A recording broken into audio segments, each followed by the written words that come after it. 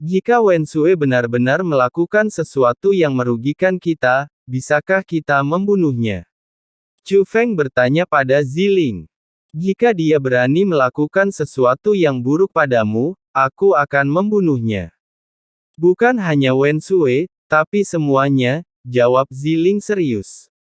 Meskipun Wen Sue membantunya menyembuhkan luka-lukanya sebelumnya, dia merasa berhutang budi pada Wen Sue.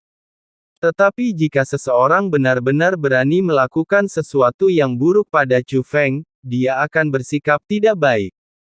Saudara Chu Feng berpendapat bahwa sifat Wen Sue tidak berubah. Ziling bertanya lagi.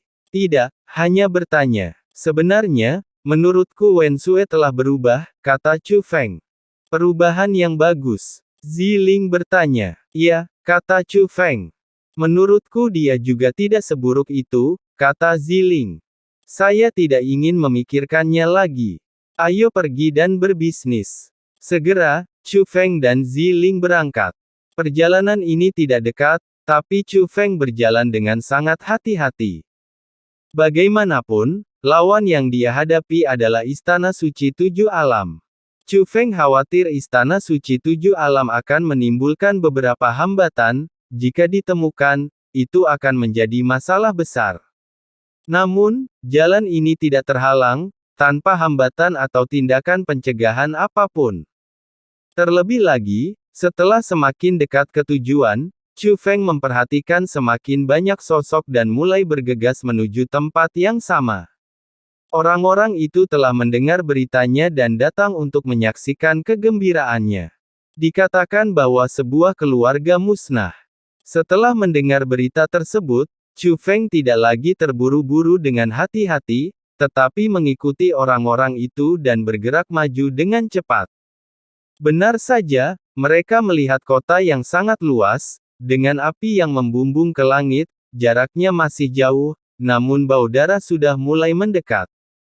Lokasi kota ini persis di mana pecahan kunci itu jatuh. Adapun kota ini milik keluarga bernama Tan. Saat ini banyak sekali sosok yang berkeliaran di luar dan di dalam kota, namun lebih banyak yang menghela nafas dan sedikit yang berduka. Mereka semua datang untuk menyaksikan kesenangan itu. Adapun orang-orang bernama Tan, mereka semua ada di kota, dan tidak ada satupun yang selamat. Memang benar bahwa tidak ada ayam atau anjing yang akan selamat. Bahkan orang asing pun akan merasa marah dan sedih atas tragedi yang terjadi di kota tersebut. Siapa yang begitu tidak berperasaan? Ziling menggigit bibir bawahnya erat-erat, amarahnya terlihat jelas. Sepanjang perjalanan dari dunia bawah, dia telah melihat pembunuhan yang tak terhitung jumlahnya. Tapi setiap kali dia melihat anak-anak yang masih kecil dan belum benar-benar melihat dunia, tapi dimusnahkan dengan kejam, Ziling hampir tidak bisa menahan amarahnya. Apakah itu akan menjadi Istana Suci Alam ke-7? Ziling memandang Chu Feng. Ini tebakannya, tapi dia ragu-ragu. Istana Suci Tujuh Alam memang sangat mencurigakan, tapi apakah kekuatan semacam itu akan melakukan hal yang begitu tercela? Kemungkinan ini tidak bisa dikesampingkan, kata Chu Feng. Baik itu Istana Suci Tujuh Alam atau kekuatan penguasa Tianhe lainnya.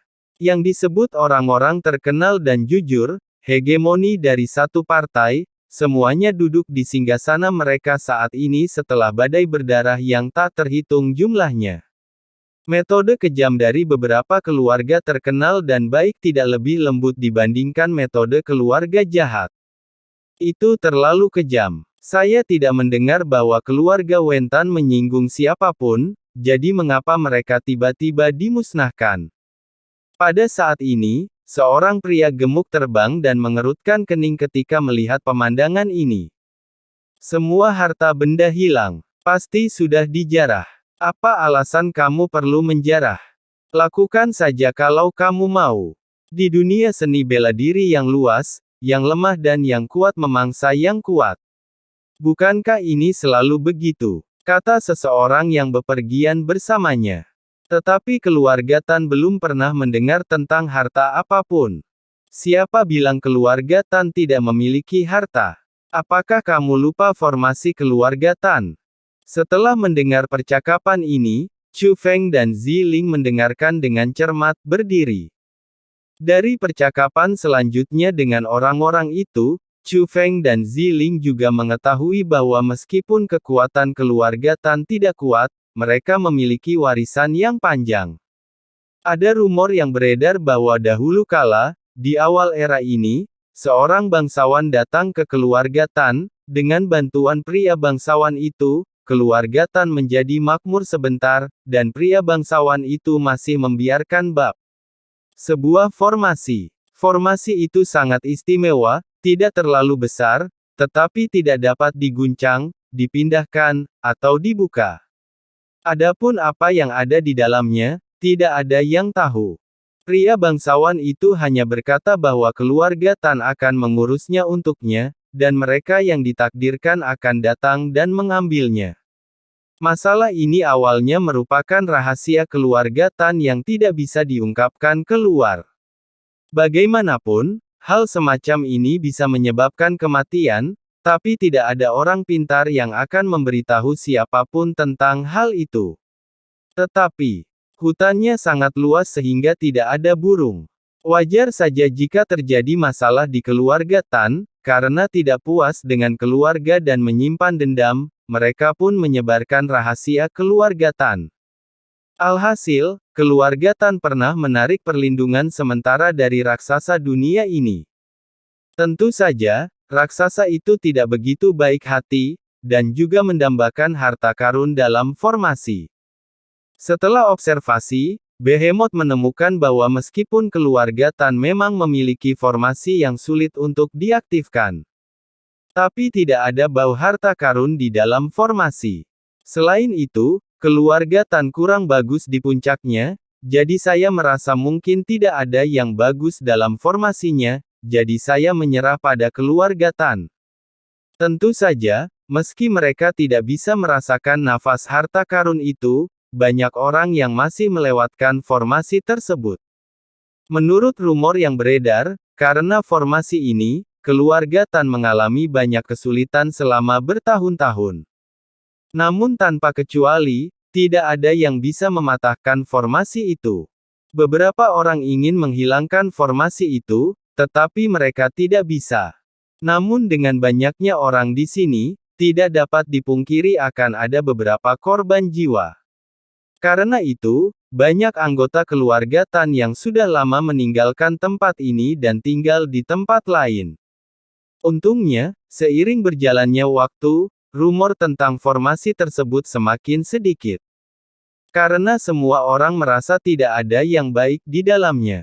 Lambat laun, keluarga Tan mulai menjalani kehidupan yang damai, dan banyak orang yang kabur dari rumah kembali ke tempat ini lagi.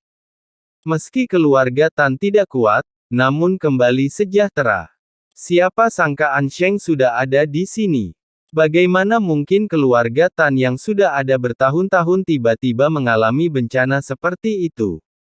Oh, tragis sekali. Saya sudah berada di sini selama bertahun-tahun, dan saya tidak pernah membayangkan bahwa saya akan bertemu dengan sekelompok orang yang begitu patah hati.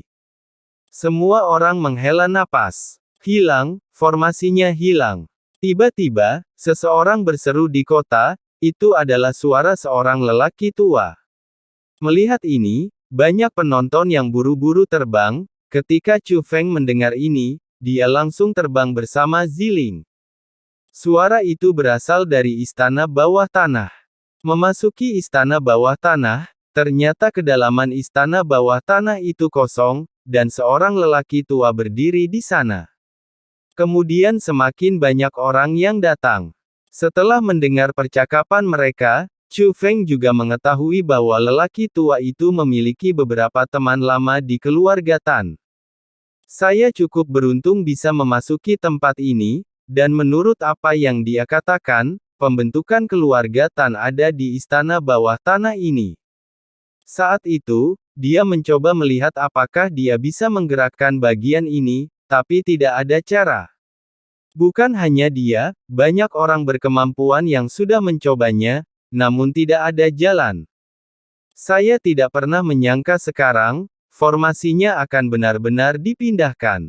Sepertinya mereka ada di sini untuk formasi.